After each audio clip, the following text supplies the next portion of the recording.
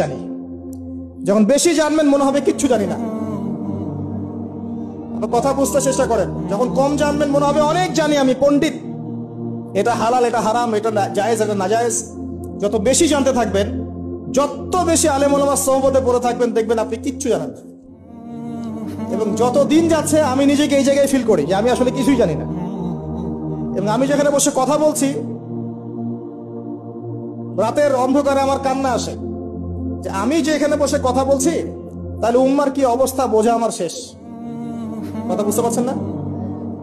এখানে বসা উচিত ছিল এমন মানুষের যাদের হাতে ইসলামের বিজয় হবে। সেখানে আমার মতো নগণ্য মানুষ বসে আছে, তার সাথে একটা ছবি তোলার জন্য মানুষ হুমড়ি খেয়ে পড়ছে। তারা চিন্তা করেন বাস্তবতা কি জিনিস। আল্লাহ পাক আমাদেরকে বুঝ দান করুন। প্রত্যেকটা ঘরে ঘরে একটা করে ইসমাইলের মতো ছেলে তৈরি করেন আলাইহিস সালাম। প্রত্যেকটা ঘরে ঘরে একটা ওমর এবং খালিদের মতো ছেলে তৈরি করেন। মারিয়াম আয়েশা রাদিয়াল্লাহু আনহুমা তাদের মতো করে মেয়ে তৈরি করেন। আজকে থেকে 50 বছর পর একটা রেজাল্ট পাবেন ইনশাআল্লাহ। ইসলামের বিজয় হুট করে হবে না। আল্লাহ পাকের সিস্টেম সুন্নাহ হচ্ছে আল্লাহ পাক হঠাৎ করে কিছু করেন না। রাত থেকে দিন হয়, ধীরে ধীরে হয়। দিন থেকে রাত হবে, ধীরে ধীরে হবে। ধাপ করে রাত হয় না, ধাপ করে দিন হয় না। আর আমরা এটা আশা করে বসে আছি যে ধাপ করে মনে হয় ইসলাম বিজয় হয়ে যাবে, জি না? ঈসা ইবনে মারিয়ামের সেই সময় আসতেও দেখবেন অনেক পর্যায়ে পার হবে। বিশ্ব এই অবস্থা থাকবে না, 1/3 মানুষই থাকবে না, ডেড। এবং কে জানে আগামী 10 বছরের মধ্যে নাও থাকতে পারে, আল্লাহু আ'লাম। যা শুরু হয়েছে বিশ্বে, যারা আমাদেরকে হিউম্যানিটি শিখাতো, এক সময় মানবতা শিখাতো, এরাই দেখবেন এখন অমানবিক আচরণ করছে। এটা ওপেন সিক্রেট। যারা আমাদেরকে মানবতা ধ্বজাধারী হয়ে আমাদেরকে মানবতা শেখায়, আমরা যদি বাধ্য হয়ে কারো কাছে বহির্বিশ্বের কাছে ঋণ চাই, আমাদেরকে নিয়ে ঠাট্টা মশকরা করে। আর এগুলো এখন সব মিডিয়াতে আসে, আমাদেরকে কিছু মনেই করে না। অ্যারোগেন্ট জাতি এই পশ্চিমারা। আল্লাহ পাক এমন কলিউশন লাগিয়ে দিবেন যে ওরা আপোষে মারামারি করে শেষ হয়ে যাবে, দেখে নিয়ে। আল্লাহ পাক এমন কলিউশন লাগিয়ে দিবে যে পুরো ওই জায়গাটা ধসে যাবে। পৃথিবীর 3টা বড় বড় ভূমিকম্প বাকি আছে এখনো, তার মধ্যে একটা হবে পশ্চিমা বিশ্বে, আর একটা অবশ্য পূর্ব দিকে যেখানে আমরাও থাকি, আরেকটা হচ্ছে আমাদের আমিরুল মুমিনিনদের দেশে, দুবাই আরব কন্টিনেন্ট। তারা আমাদের এখন আমিরুল মুমিনিন না, অনেক মানুষ তাই মনে করেন যে আরবিতে কথা বললেই আমিরুল মুমিনিন, কাবা ঘর একটু ঘষা মাজা করলেই আমিরুল মুমিনিন। সুবহানাল্লাহ। আপনি এক চোখ দিয়ে দেখেছেন, আপনার ভিতরের চোখ অন্ধ, নাকের ডগায় বসেই। এবং মুসলিমরা মেনেও নিবে সেগুলা, তার সাথে বন্ধুত্ব করে ফেলবে এবং সে ডমিনেট করবে পুরো আরব বিশ্বকে। চ্যালেঞ্জ করলাম, দেখে নিন ইনশাআল্লাহ। আপনি এখন অন্ধ। ইমামুল মাহদি যখন আসবে তখন দেখবেন তার উপরেই চাপ সৃষ্টি করা হবে।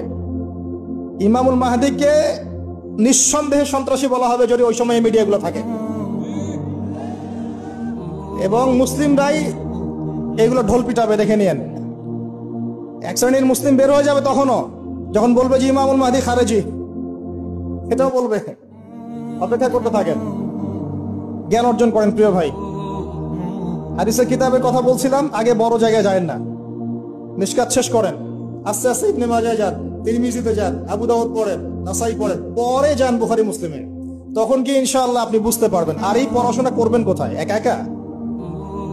বাজার থেকে যাব, পাবলিকেশন থেকে বই কিনবো, আরবি ইবারত জবরজেদ পেশ দিয়ে আছে পড়বো, বাংলা অনুবাদ করবো, মুফতি হয়ে যাবো, তাই নাকি? শুকরান। কে বলেছেন কথাটা? শুকরান। ওস্তাদ লাগবে, ওস্তাদ লাগবে, ওস্তাদ। আর ওস্তাদ খুঁজতে গিয়ে সাম্প্রদায়িক হয় না যে আমি এই মাযহাব ফলো করি, এই মাযহাবের বাইরে কোন ওস্তাদ নিব না, আমি এই দল করি, এই দলের বাইরে কোন ওস্তাদ নিব না। তখন কি হবে? আপনি দলীয় সাম্প্রদায়িকতায় চলে যাবেন। আপনিও তখন মুকাল্লিদ হবেন। মানুষকে মুকাল্লিদ বলছেন, আপনি নিজেও তো মুকাল্লিদ। একজন আলেম বই লিখেছেন, ধরেন আমার হাতে একটা বই আছে, নামাজ শিক্ষার বই, কথায় কথা। তো এখন এই বইটার মধ্যে তিনি কিছু দলিল দিয়েছেন, রেফারেন্স দিয়েছেন, নামাজকে সাবিত করেছেন, আপনি এখন সেটা ফলো করছেন। হাদিসের নাম্বারগুলো দেওয়া আছে, আপনি ফলো করছেন। ফলো করে বলছেন আমি গায়রে মুকাল্লিদ, তোমরা সবাই মুকাল্লিদ। এই যে বইটা তিনি লিখলেন, আপনি তো লেখককে ফলো করছেন। লেখক যা লিখেছেন তাই ফলো করছেন, অবশ্যই আপনিও তার মাযহাব মেনেছেন, তার মতকে মানেন নাই? মেনেছেন। নাকি আপনি প্রত্যেকটা হাদিসকে যাচাই বাছাই করে দেখেছেন কোনটা সহিহ কোনটা জয়ীফ? দেখেছেন? তাহলে আপনি তার মত মেনেছেন, আর মত তো মানতেই হচ্ছে। এই মতটুকু না মানলে তো আমি দিন বুঝতেই পারবো না। পারবো? আমরা কি সবাই স্কলার, মুস্তাহিদ? আমরা কি সবাই ইস্তেহাদ করার যোগ্যতা রাখি? তাহলে নিঃসন্দেহে এমন মানুষের কাছে যেতেই হবে যিনি ইস্তেহাদ করার যোগ্যতা রাখেন। তিনি যখন গবেষণা করে একটা ফতোয়া দিবেন, আমি সেই ফতোয়াটাকে সর্বোচ্চ আমার সাধ্যমতো মেলানোর চেষ্টা করতে পারি এবং অন্যান্য আলেমদের কাছে শরণাপন্ন হতে পারি যে আপনারা এটার ব্যাপারে কি মত দিচ্ছেন। কিন্তু আমাকে তো সাধারণ মানুষ হিসেবে আলেম ওলামার কাছে যেতেই হচ্ছে এবং মাযহাব মানতেই হচ্ছে। বিষয়টা এমন নয় যে আমি সরাসরি কোরআন সুন্নাহকে মানতে পারি। পারি কি? কোরআন এবং সুন্নাহর প্রত্যেকটা জিনিস বোঝার সরাসরি যোগ্যতা আমার আছে? যদি না থাকে তাহলে মাধ্যম লাগে না? এই মাধ্যমটা কি নাজায়েজ? এই জায়গায় তো আমরা সমস্যায় ভুগছি। নিজে নিজে পণ্ডিত হয়ে যাই আর নিজে নিজে বিভিন্ন দল উপদল খুলে বসে থাকি, মানুষকেও আহ্বান করতে থাকি, আর যে আমার আহ্বানে সাড়া দেয় না তাকে বলে দেয় তুমি খারেজ। আল্লাহ পাক আমাদেরকে বোঝার তৌফিক দান করুন। উস্তাদ লাগবে, উস্তাদ। তৃতীয় জিনিসটা হচ্ছে আপনি পড়াশোনা করবেন আলেম ওলামার সোহবতে গিয়ে, এবং এই পড়াশোনাটা একা একা করতে পারবেন না। আপনি তাদের কাছে যাবেন, আরবির ক্লাসিক্যাল বইগুলো পড়বেন। এটা শুধু পড়ার জন্য নয়, বরং তাদের সোহবত থেকে, চরিত্র থেকে জ্ঞান শেখার জন্য। আমার কথাটা বোঝার চেষ্টা করেন। আপনি যখন একটা মানুষের সাথে ওঠা বসা করবেন, তার চরিত্র দেখে আপনি সুন্নত শিখতে পারবেন। রাসূলুল্লাহ সাল্লাল্লাহু আলাইহি ওয়াসাল্লাম এমন ভাবে কি ইসলাম শিখিয়েছিলেন? একটা কাগজের মধ্যে সূরা লিখে দিলেন, বাসায় যাও পড়ে নিও। সাহাবীদেরকে এমন ভাবে শিখিয়েছেন? সাহাবায়ে কেরাম কোরআন সুন্নাহ তার সোহবতে এসে শিখেছেন, তাকে দেখে শিখেছেন।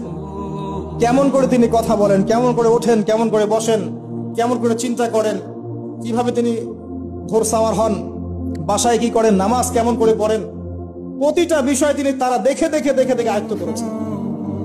আব্দুল্লাহ ইবনে মাসউদ রাদিয়াল্লাহু আনহু সম্পর্কে বলা হয় যে তিনি এমন ভাবে নবী সাল্লাল্লাহু আলাইহি ওয়াসাল্লামকে দেখেছেন, কপি করার চেষ্টা করেছেন, যে তিনি উঠতেন তার মতো করে, বসতেন তার মতো করে, কথা বলতেন তার মতো করে। সুবহানাল্লাহ। সোহবত, সোহবতেই আপনাকে নূর দিবে ইনশাআল্লাহ। এবং যখন আল্লাহর নূর প্রাপ্ত মানুষের কাছে গিয়ে আপনি থাকবেন, তখন আপনি বুঝতে পারবেন যে আপনার ভিতরে কোথায় ত্রুটি আছে। আপনার ভিতরে ত্রুটি কোথায় আছে এটা আপনি ধরতে পারবেন না, মানুষ ধরিয়ে দিতে হবে। এবং আল্লাহওয়ালা মানুষরা যদি ধরিয়ে দেয় এবং আপনি সংশোধন করে নেন, তখন আপনি সঠিক পথ পাবেন ইনশাআল্লাহ। সোহবত, এই সোহবত আপনাকে তাসকিয়া দিবে। তাসকিয়া মানে কি? আত্মশুদ্ধি। তাসকিয়া মানে আত্মশুদ্ধি, এবং আত্মশুদ্ধি হচ্ছে এখনকার সবচেয়ে বড় বিষয়। আত্মশুদ্ধি নাই, বড় বড় লেকচার দিয়ে লাভ নাই। আত্মশুদ্ধি কখন আসবে? যখন কলবে নূর আসবে। কলবে নূর কখন আসবে? যখন আপনি বেশি বেশি কোরআন তেলাওয়াত করবেন, 1 নাম্বার। 2 নাম্বার, যখন আপনি বেশি বেশি মউতের ফিকির করবেন। 3 নাম্বার, বেশি বেশি কবরের চিন্তা করবেন, পরকালের চিন্তা করবেন। 4 নাম্বার, বেশি বেশি আপনি আল্লাহর জিকির করবেন। 5 নাম্বার, বেশি বেশি আল্লাহর কাছে দোয়া করবেন। কম খাবেন, কম ঘুমাবেন, কম স্ত্রী সহবাস করবেন, কম মানুষের সাথে মিশবেন, কম কথা বলবেন। নূর আসবে ইনশাআল্লাহ। যত বেশি খাবেন, যত বেশি ঘুমাবেন, বেশি বেশি যৌন সম্পর্ক করবেন, হালাল হলেও বেশি বেশি করবেন, বেশি বেশি খাবেন, বেশি বেশি কথা বলবেন, আর বেশি বেশি মানুষের সাথে আড্ডা পিটায় বেড়াবেন, কলবের নূর নষ্ট হয়ে যাবে।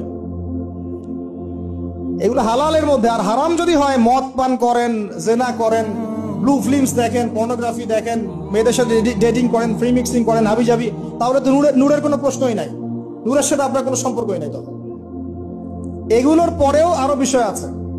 এগুলোর পরের বিষয় হচ্ছে কলব থেকে কয়েকটা বিষয় দূর করতে হবে। আবার 1 নাম্বার, দুনিয়ার প্রেম। দুনিয়ার প্রেম দূর করতে হবে। দুনিয়াতে থাকতে হবে মুসাফিরের মতো। সকালে আছেন, সন্ধ্যার গ্যারান্টি নাই, সন্ধ্যায় আছেন, সকালের গ্যারান্টি নাই। দুনিয়াতে মুসাফিরের মতো। দুনিয়ার প্রেম দূর করতে হবে। 2 নাম্বার, মনের মধ্যে হিংসা রাখা যাবে না। কি রাখা যাবে না? যেটা রাখা আমাদের এখন ফরজ।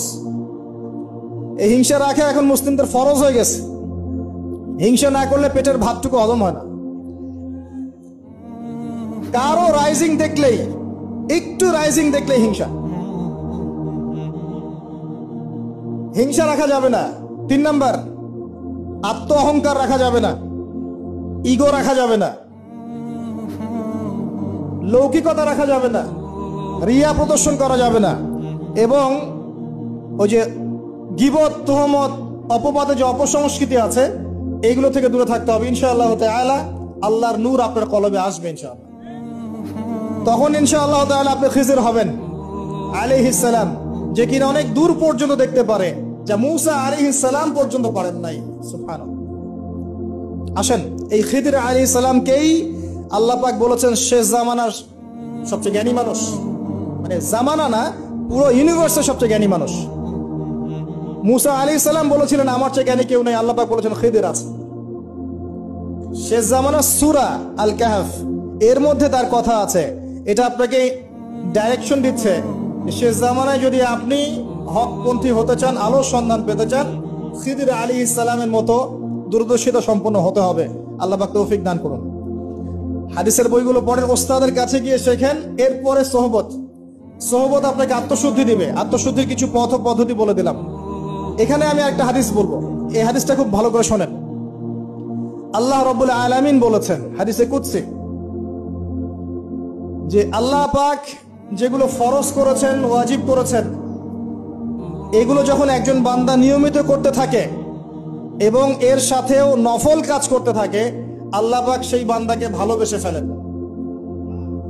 আল্লাহ পাক যখন কোনো বান্দাকে ভালোবাসেন, তাকে ডেকে নিয়ে আসেন, তাকে ডেকে নিয়ে বলেন, সরি, এই যে আপনি ওঠাউঠি করছেন, আমার কনসেন্ট্রেশন নষ্ট হচ্ছে। যখন আল্লাহ পাক কাউকে ভালোবাসেন, তখন জিবরাইল আলাইহিস সালামকে ডেকে নিয়ে আসেন। ডেকে নিয়ে এসে বলেন যে পৃথিবীতে অমুকের পুত্র অমুক, তাকে আমি ভালোবাসি, হে জিবরাইল তুমিও তাকে ভালোবাসো। এরপর জিবরাইল আলাইহিস সালাম তাকে ভালোবাসতে থাকেন এবং অন্যান্য মালায়েকাদেরকে ডেকে জিবরাইল আলাইহিস সালাম বলেন, আল্লাহ অমুককে ভালোবাসেন, আমিও তাকে ভালোবাসি, তোমরা সবাই তাকে ভালোবাসো। এরপর সমস্ত ফেরেশতারা তাকে ভালোবাসতে শুরু করে। এরপর ফেরেশতা মণ্ডলী পৃথিবীতে আসেন, এসে দুনিয়াবাসীকে উদ্দেশ্য করে বলেন যে অমুকের পুত্র অমুককে আল্লাহ ভালোবাসেন, জিবরাইল ভালোবাসে, আমরা ভালোবাসি, তোমরা সবাই তাকে ভালোবাসো। এরপর দুনিয়ার মানুষদের কাছে তার মর্যাদা বাড়িয়ে দেওয়া হয়, তার দিকে মানুষের মনকে ঘুরিয়ে দেওয়া হয় এবং তার প্রতি মানুষের ভালোবাসা সৃষ্টি করে দেওয়া হয়।